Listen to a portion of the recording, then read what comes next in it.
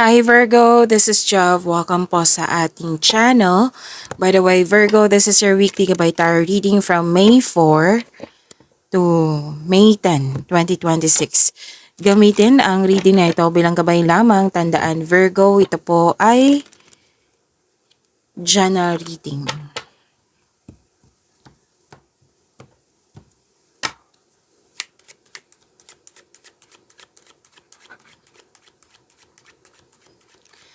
Mga parating po para kay Virgo ngayong May 4 to May 10, 2026.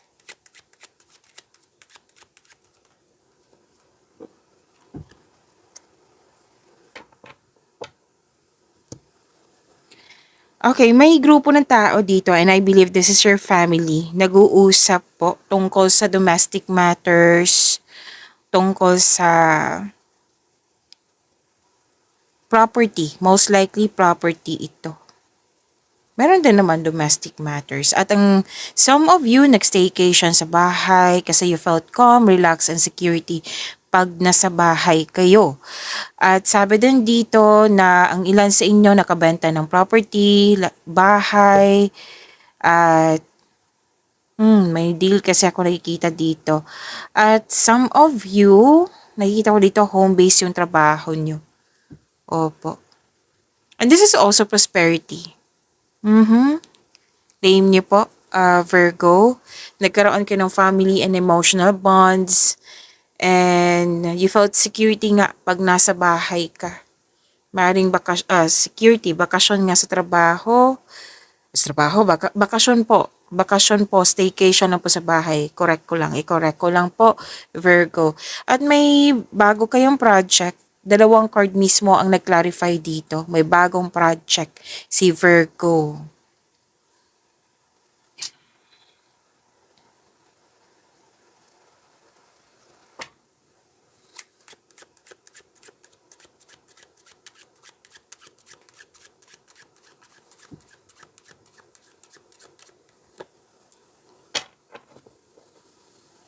May buntis or buntis na or nanganak. May nanganak din ako nakitang energy dito. At yes, dalawang card mismo nagsabi dito na may mag-start na kayo sa new project or kakasimulan nyo lang sa relasyon sa isang tao, connection sa isang tao. May binigay na opportunity sa iyo na aminado ka naman na first time mo pero haharapin mo ito. Nakikita ko dito na haharapin mo siya. At may nakita rin ako ditong na-hired kahit walang experience. At may bago kayong gamit, bagong pet, nagbigay ng pamper sa inyo, may humihingi ng time sa iyo, pwedeng inner child mo to or literal na bata. So, sa new beginning na ito, magkakaroon po ng growth. So, there's something new. So, claim nyo po ito, Virgo, kasi ang ganda.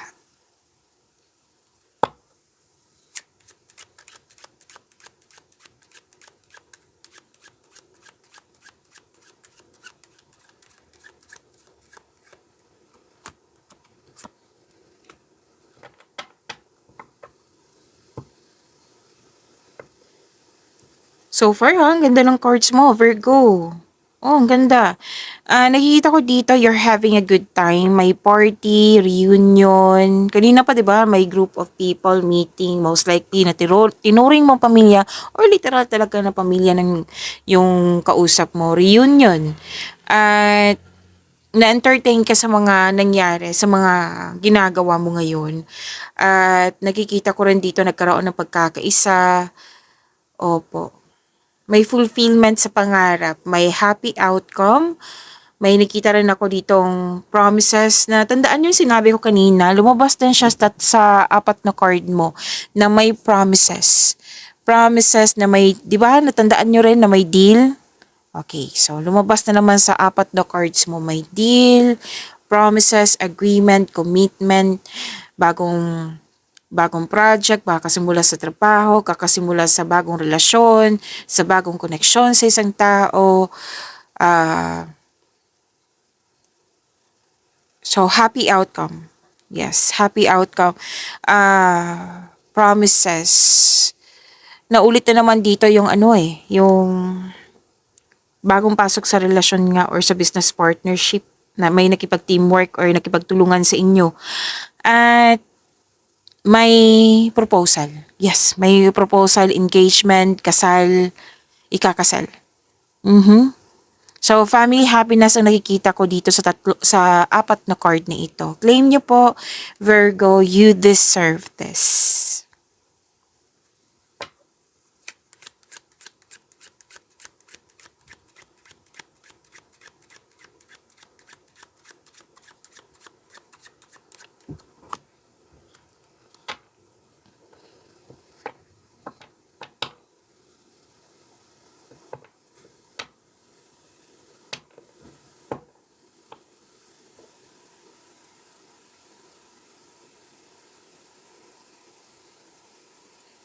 Mhm. Okay. Paulit-ulit yung sinasabing cards dito eh. May mga sagot din po. Like, nag-clarify talaga itong limang card na ito na may bonding, commitment, may marriage, may wedding, at so reunion. Reunion pa rin yung nakikita ko dito, commitment, a bonding agreement, marriage, or may kontrata ako nakikita dito. Kontrata na pwedeng sa career and money, pwede din po sa marriage contract ito, 'di ba? May kinasal. May pag-uusap din sa marriage contract. At andito pa rin yung partnership. Yung nakipag-partnership sa'yo, bagong relasyon, na nakipag-teamwork sa'yo, collaboration, ayan. So, material prosperity, andito din po. Dalawang card mismo nagsabi dito na may mabubuntis, buntis na, or nanganak. Dalawang card mismo nag-clarify dito. Claim niyo po, ang ganda po ng cards niyo po, Virgo.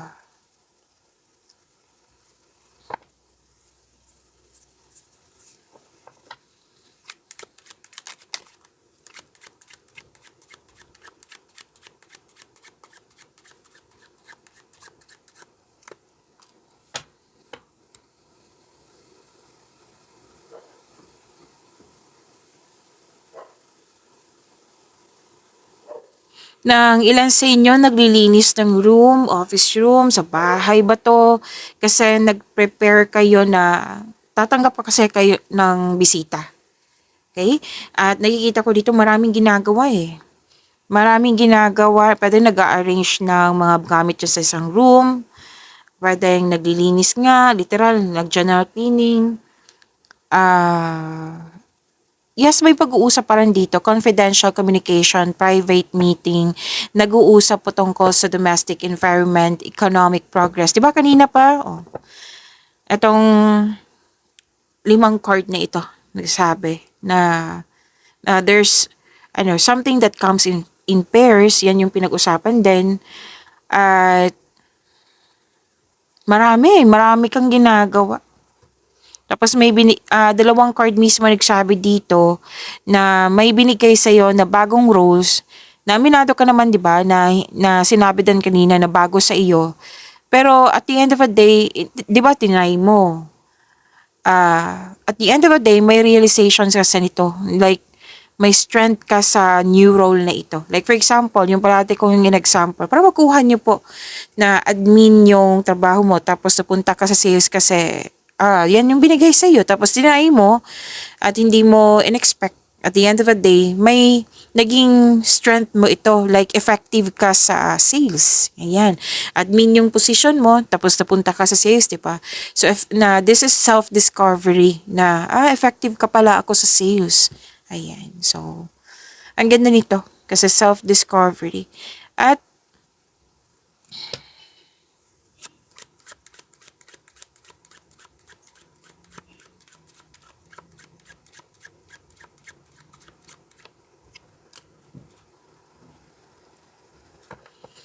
may biglaang pagbabago po na pwedeng nabigla ka dito eh. So sabi ng card, maging relax muna.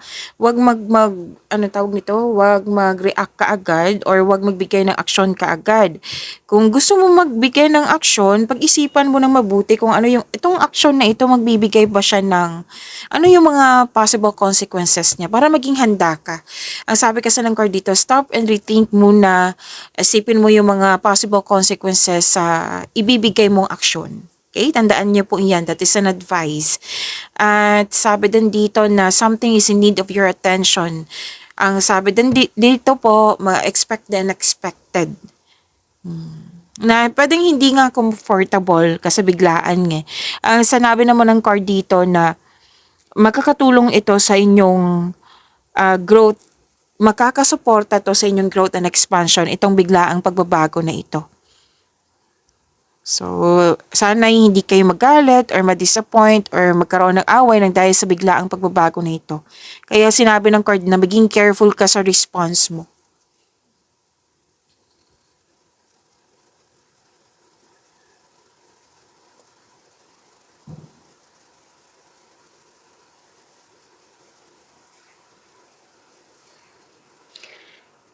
May babae dito, most likely kasi babae ito, na handa ka niyang tulungan.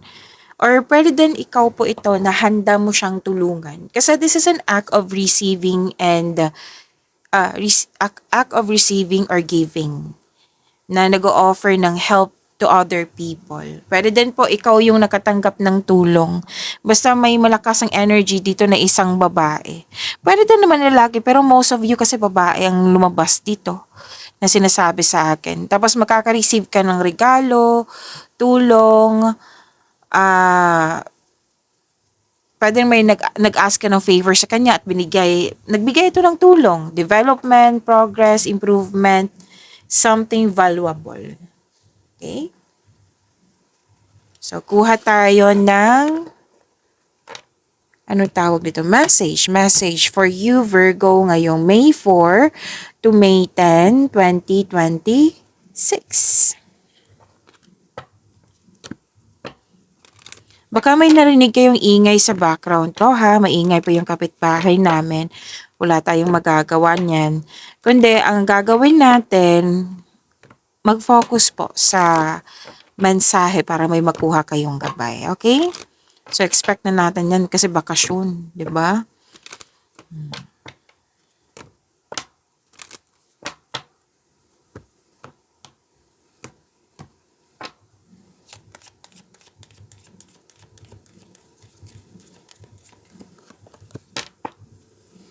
Ay, wow! New Moon in Capricorn. Your hard work is paying off. New Moon in Capricorn. Ang ganda. This is a powerful message. Like, resulta sa inyong mga ginagawa. This is harvest time. Okay? Your hard work, discipline, at long-term planning nyo are finally paying off. So, this is also a new beginnings in your career or financial life. Mag-focus po daw kayo sa pag-create ng stability. Oo. Kasi nakikita ko talaga dito yung resulta sa inyong mga ginagawa. So, if you have felt stuck, na para ka na stuck, this new moon brings a fresh start. Especially sa career and money mo. A new work cycle. Okay? So, may resulta sa inyong pagkakaroon ng disiplina, pagkakaroon ng mahabang pasensya. This discipline and patient action is leading to success. Magbibigay talaga to ng success sa iyo. At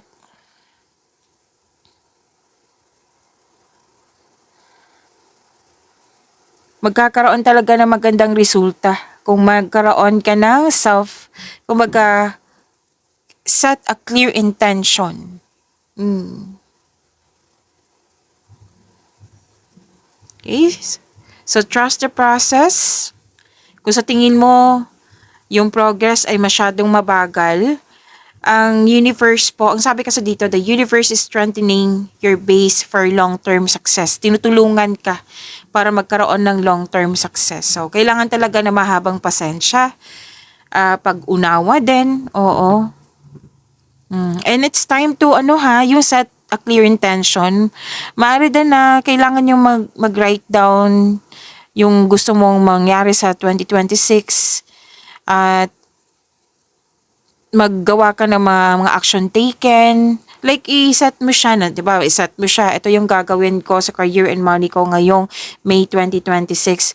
At may ano kayo, kumbaga, mag-set kayo ng, meron yan di ba, plano, tapos action taken. Para makita mo, ginawa ko to.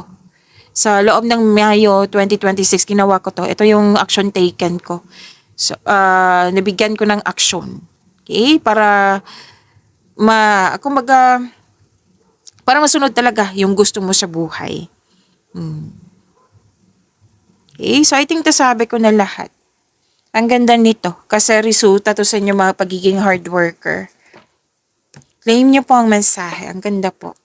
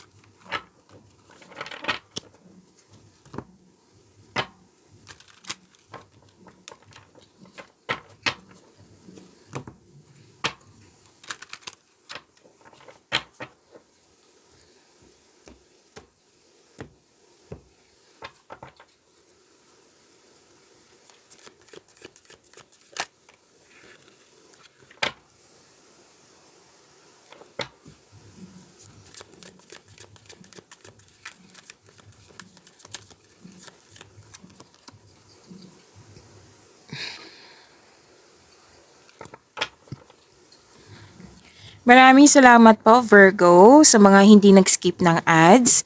Subscribe na po kayo sa ating channel at click bell notification para updated po kayo sa reading natin. Para po sa mga gustong magpa-reading po, comment po kayo ng personal reading and check my reply sa comment section.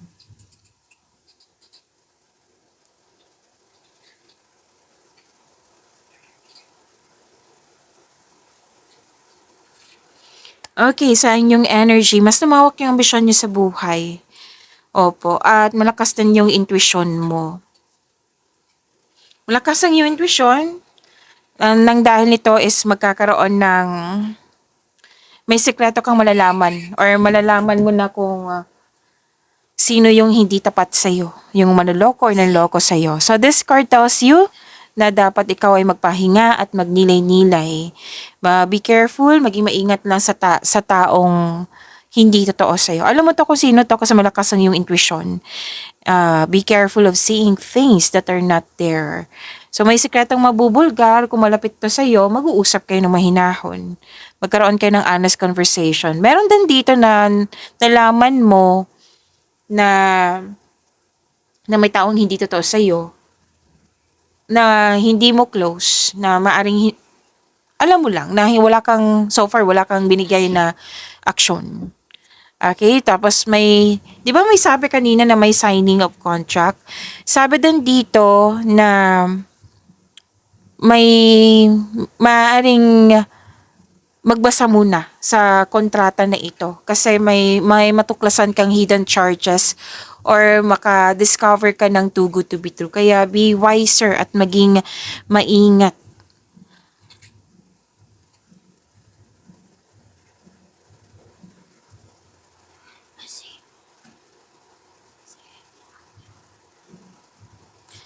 Okay.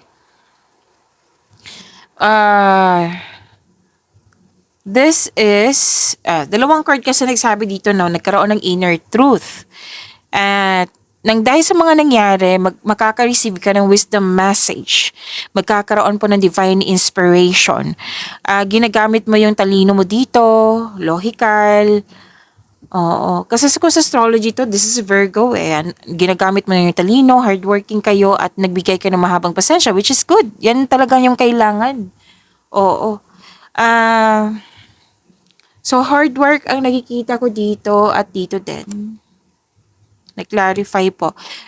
Maraming tao na takot mag-isa, baliktad naman sa'yo na naglaan ka ng oras upang ikaw ay makapag-isip na mag-isa, soul searching ika nga, na you can restore your energy by spending time with yourself para sa pagbalik mo, alam mo na yung solusyon. At sa pagbalik mo, energy restored na. Naghahanap ka ng solusyon sa inyong problema, sagot sa inyong mga katanungan, at sabi ng iyong card dito na all life's answers are within you. So may space ako nakikita dito. Oo. Na ang space na ito is a sign of respect sa iyong sarili, sa kapwa mo, or sa inyong connection. Hindi naman ibig sabihin na space para masira ang lahat, kundi kailangan talaga yan. Di ba? Sa lahat ng mga may connection, relasyon, oo. Kahit hindi man relasyon, basta ang space kasi is a sign of respect sa inyong sarili, sa kanya, at sa inyong connection nga. Para kung walang space, sakal kasi yan. Diba? So, tama tong gagawin mo na space muna para makapag-isip ng mabuti.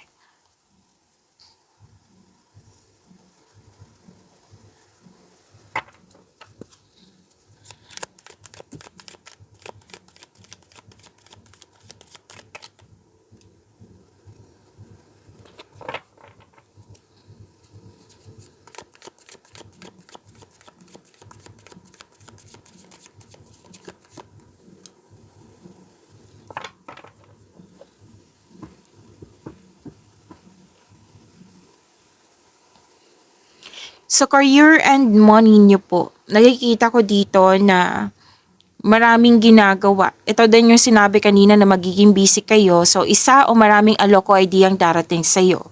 Na mag-expect ka ngayong week na ito na magiging busy ka. So, claim niyo po itong magandang blessings, isa o maraming alok o idea ang darating sa'yo. Magiging excited ka dahil sa dumating yung new opportunities. Sa financial, sa financial po, magkakaroon po ng financial stability. Oo, magkakaroon ng abundance sa kaperahan mo ngayong week na ito. So, claim po, Virgo. Maaari din may travel po ha, na magaganap.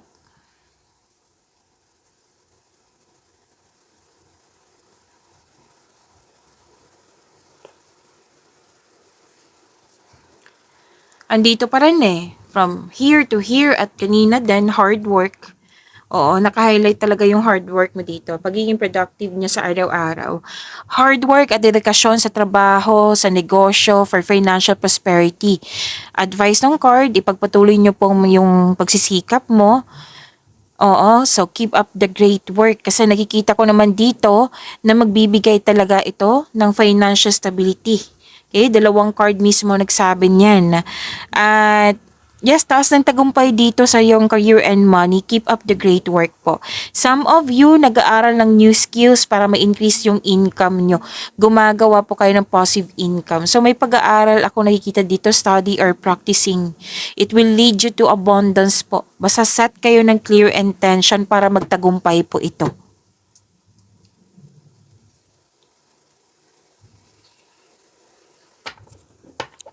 Ang ganda ng career and money nyo po. Claim po.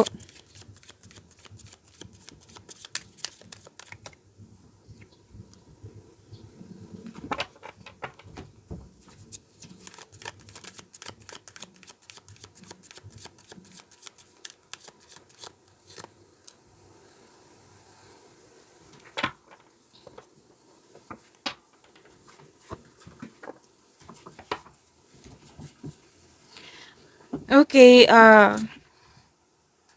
Virgo, gusto nyo bang mapanood agad yung premiere ng video natin? Like, ma-notify kayo, prompt kayo na may bago tayong video. So, i-click nyo po yung bell notification dyan. Kung hindi nyo po alam, magpaturo po. At huwag niyong kalimutan na mag-subscribe sa channel natin. Nag-o-offer na po ako ng rush reading. Kung gusto niyo po, comment down personal reading. At antayin yung reply ko. So, napanood nyo na ba yung 3 video natin tungkol sa inyong Mayo po? Kung hindi pa, panoorin nyo po. Andun po yung 3 months from now, May, June, and July 2026. Monthly Kabay Tarot reading ngayong Mayo. At yung first half of the month, May 1 to 15, 2026. Okay? So, andito lang po sa channel natin. Hanapin nyo po. Scroll down nyo lang po.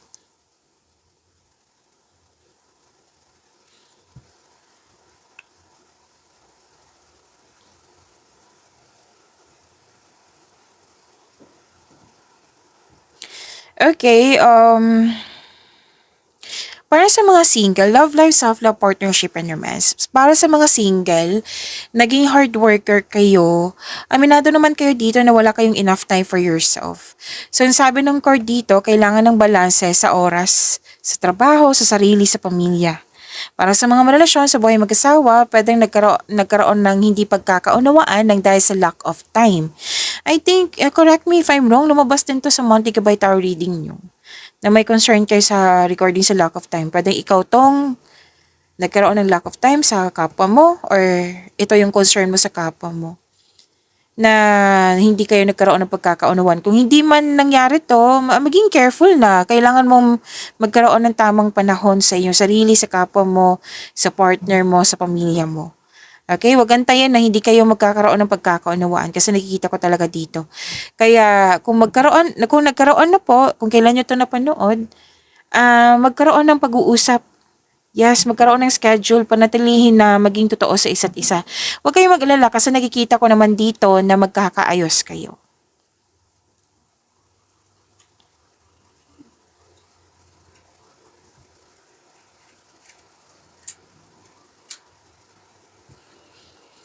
Dalawang card mismo nagsabi dito na magkakaroon ng completion of cycles, kung ano man yung mga concern nyo, single ka man marelasyon sa buhay mag-asawa, matatapos na po ito. Kasi ito ay pagtatapos ng isang mapait na sinapit. Kasi may pagtanggap na, pagsuko na, at ilumilika ito ng isang pakiramdam ng kapayapaan at pasasalamat. So this is ending with new beginning. Matatapos na yung paulit-ulit na problema, ah, nabigyan na ng solusyon, nabigyan na ng sagot sa inyong mga katanungan. Whether dan po separation to or tumiwalag, umiwas, kung sino man tong malapit sa iyo. At you are into nangyari to kasi gusto mo magkaroon ng growth. Kaya nabigay ka ng aksyon para magkaroon ng pagbabago. So, nakikita ko talaga dito na tapos na ito kasi may acceptance na at may natutunan kayo sa mga nangyari sa nakaraan.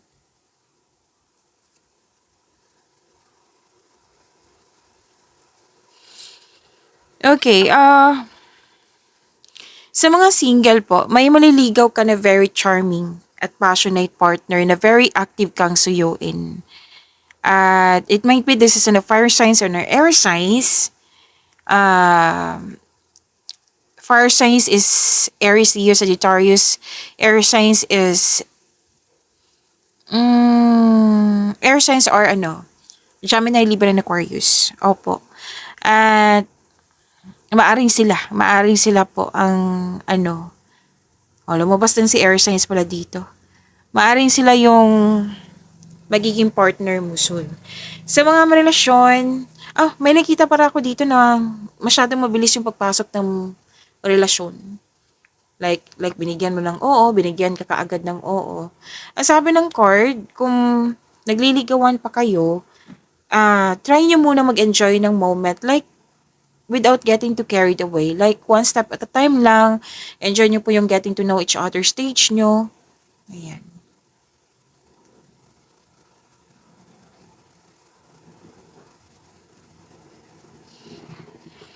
Okay. Maaring foreigner to or mula siya sa malayong lugar or mamimit mo siya while traveling.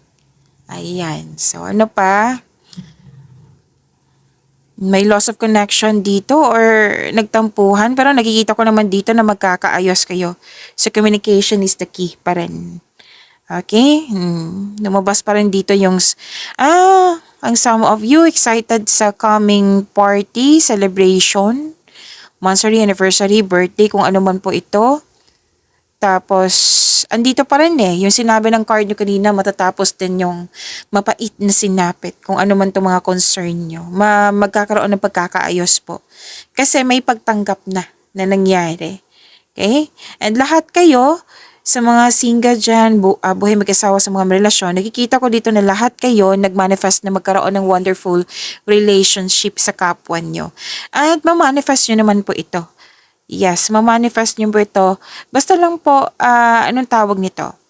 Magkaroon lang po kayo ng mag-pay attention lang kayo sa pagbalanse sa inyong emotion with positive thoughts and while remaining grounded and passionate. Okay? Yan po, pagyamanin niyo po yung blessings na binigay sa inyo. Virgo, see you tomorrow. Maraming salamat po.